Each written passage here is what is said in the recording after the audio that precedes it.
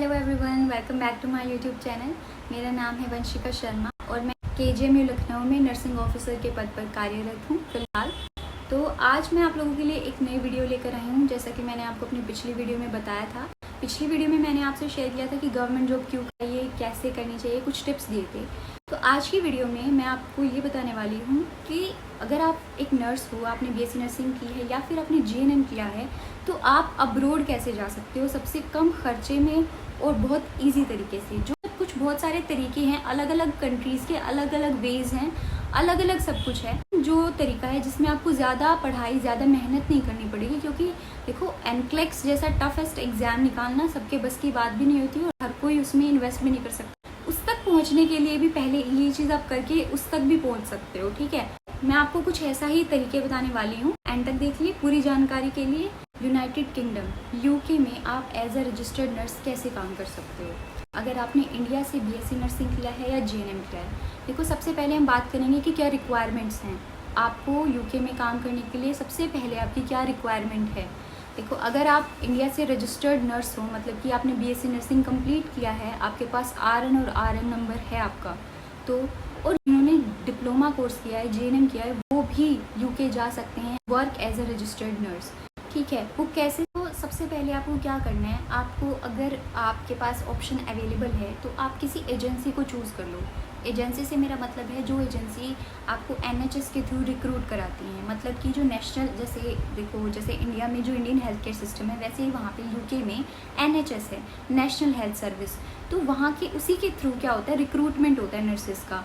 उन्हीं के ट्रस्ट के थ्रू क्या होता है, रिक्रूटमेंट होता है नर्सेज़ का अब्रोड जाने के लिए। तो किसी ऐसी एजेंसी से कॉन्टैक्ट करो, कुछ वो आपसे अपने चार्जेस लेंगे, कुछ अपनी एजेंसी के चार्जेस लेंगे। वो क्या करेंगे, आपको कंप्लीट थ्रू आउट गाइड कर देंगे आपके कंप्लीट प्रोसेस के लिए। आपको अननेसेसरीली परेशान नहीं होना पड़ेगा। ठीक है, तो बेस्ट चीज़ रहेगी कि किसी आप एजेंसी को पकड़ लो, कोई भी एजेंसी आपकी चॉइस की जो आपको जिस पे ट्रस्ट हो।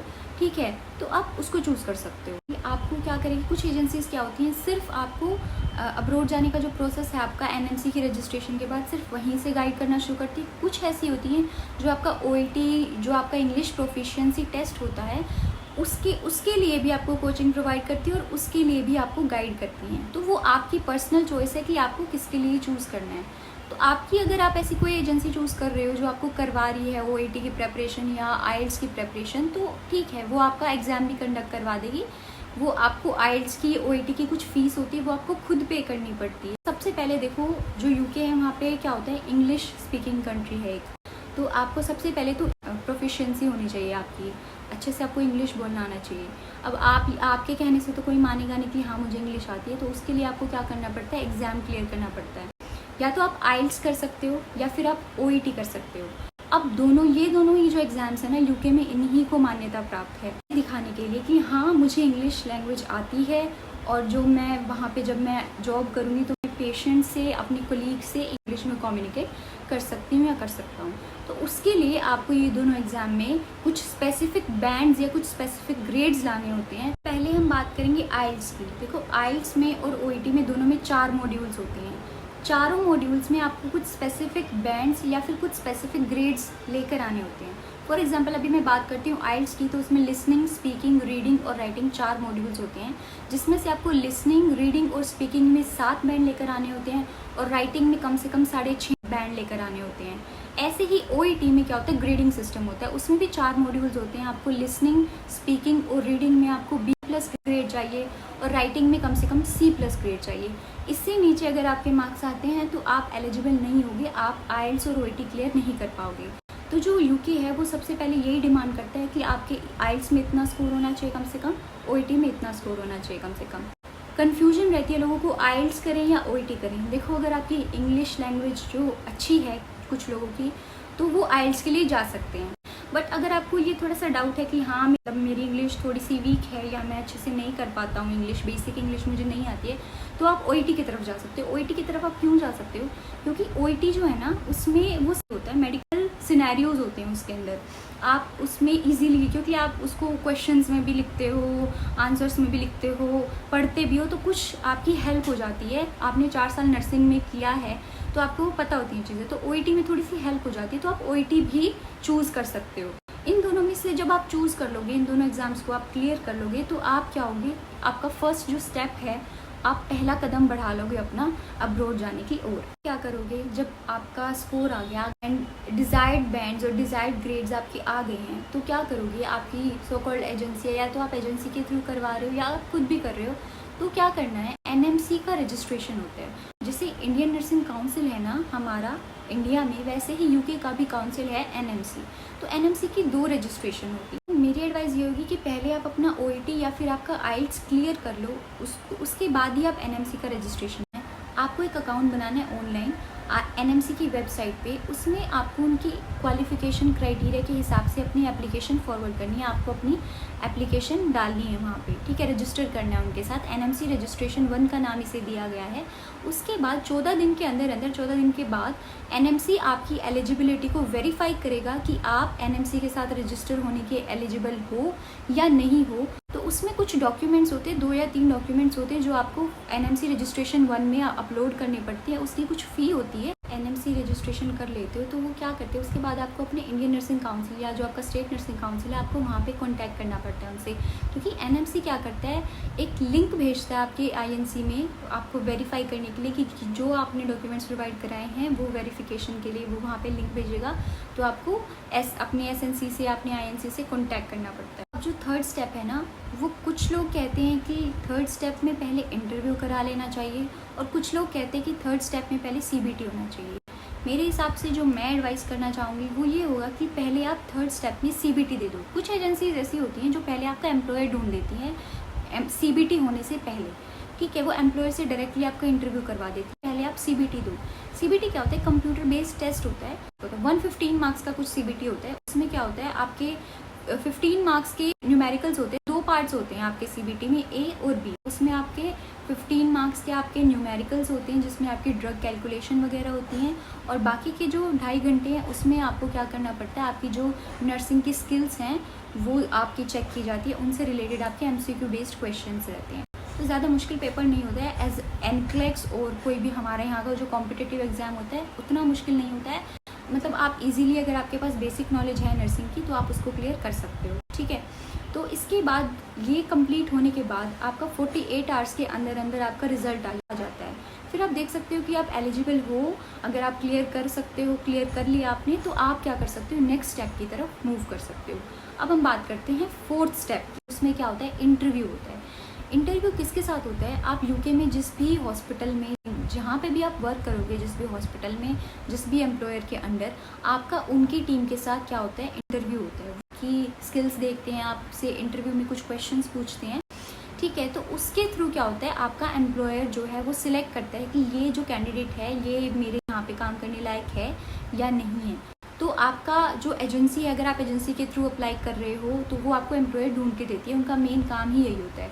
इंटरव्यू 2 तरीके से होता है, या तो ऑनलाइन भी हो सकता है या ऑफलाइन भी हो सकता है। ऑफलाइन में आपको वहाँ नहीं जाना है। ऑफलाइन में क्या होता है, उनकी जो टीम्स होती है ना, वो यहाँ पर आती है आपका इंटरव्यू कंडक्ट करवाने के लिए। तो आप ऑनलाइन वीडियो कॉल्स के थ्रू भी इंटरव्यू दे सकते हैं, मतलब ऑफलाइन भी वो आके इंटरव्यू आपका ले सकते हैं। वो क्लियर होने के बाद आपको क्या करना है, आपको एनएमसी की वेबसाइट पे रजिस्ट्रेशन 2 करवाना होता है। उसमें आपको क्या करना होता है, आपका जो मेडिकल फिटनेस का सर्टिफिकेट है आपको वो अपलोड करवाना होता है। आपके ऊपर कोई केस नहीं चल रहा है, पुलिस क्लैरिफिकेशन का आपको अपडेट करवाना पड़ता है कि आपके ऊपर कोई भी क्रिमिनल केस अभी नहीं चल रहा है, या आप किसी भी क्रिमिनल केस में इन्वॉल्व नहीं हो, वो करवाना पड़ता है। और जिस आपका कोई फैमिली डॉक्टर है जहाँ से आपने मेडिकल फिटनेस बनवाया है, उसका रजिस्ट्रेशन नंबर, उसकी ईमेल आईडी, उसका कॉन्टैक्ट नंबर, उसका एड्रेस, ये सब आपको वहाँ पे अपलोड करना होता है। फिर क्या करते हैं, वो वहाँ से मेल भेजते हैं उस डॉक्टर को। वो वहाँ पे जब वेरीफाई कर देंगे तभी आपका क्या होगा, आगे प्रोसीजर बढ़ पाएगा। तो आपको इसमें क्या करना है, ये सब अपलोड करवाने के बाद आपकी जो एजेंसी है, जब ये आपका स्क्रूटनी आपकी कंप्लीट हो जाती है, आपकी एजेंसी अप्लाई करती है आपके एम्प्लॉयर के पास से सर्टिफिकेट ऑफ स्पॉन्सरशिप पाने के लिए। जब आपको COS आपका मिल जाता है, उसके बाद क्या कर सकते हो, आप नेक्स्ट स्टेप पे जा सकते हो। तो ये सब काम होने के बाद आपको क्या मिलेगा, सर्टिफिकेट ऑफ स्पॉन्सरशिप। मतलब कि जो आपका एम्प्लॉयर है वो आपको स्पॉन्सर करने के लिए रेडी है, वो आपका जो आगे का खर्चा है वो उठाने के लिए रेडी है। जो पैसे आपने यहाँ पे लगाए हैं उनमें से जो कुछ पैसे हैं वो वहाँ पे जाके आपको रिफंड भी हो जाते हैं, ठीक। COS रिसीव हो गया। नेक्स्ट स्टेप की हम बात करें तो जब आपको आपका COS रिसीव हो गया, उसके बाद आप क्या करोगे, आप वीज़ा के लिए अप्लाई करोगे, आप कर दोगे, आपकी एजेंसी कर देगी। अब देखो कुछ एजेंसीज होती है जो एक्स्ट्रा चार्ज करती हैं वीज़ा के लिए, बट क्या होता है नॉर्मली केसेस में जो आपका स्पॉन्सर होता है, मतलब जो आपका एम्प्लॉयर होता है, वो ही आपका वीज़ा का खर्चा भी उठाता है, वो आपकी टिकट बुकिंग का खर्चा भी उठाता है। तो वीज़ा है वो अप्लाई करना है आपको। अब जो मेडिकल प्रोफेशन है वो किस में आते हैं, स्किल्ड प्रोफेशनल्स की कैटेगरी में आते हैं। तो जो ऐसे प्रोफेशनल्स हैं उनको टायर 2 का वीज़ा मिलता है। टायर 2 के वीज़ा के लिए आपको अप्लाई करना है, आप यूके ट्रैवल कर सको अपनी फर्दर प्रोसेसिंग के लिए। तो मोस्टली नर्सिस का रिजेक्ट नहीं होता, नर्सिस का वीज़ा रेयरली ही यूके के लिए रिजेक्ट होता है। तो आप अपनी तैयारी आगे शुरू कर सकते हो इसके बाद से। तो 2 या 3 वीक के अंदर अंदर आपका जो वीज़ा है टायर 2 का वो आपके पास आ जाएगा। यूके के वीज़ा के लिए आप अप्लाई करते हो तो उसके बाद आपको वीएफएस सेंटर में जाना पड़ता है। वीएफएस सेंटर में क्या होता है, आपकी बायोमेट्रिक अपडेशन होती है, बायोमेट्रिक वेरिफिकेशन होती है, आपकी फ़ोटो ली जाती है और आपका फिंगरप्रिंट लिया जाता है।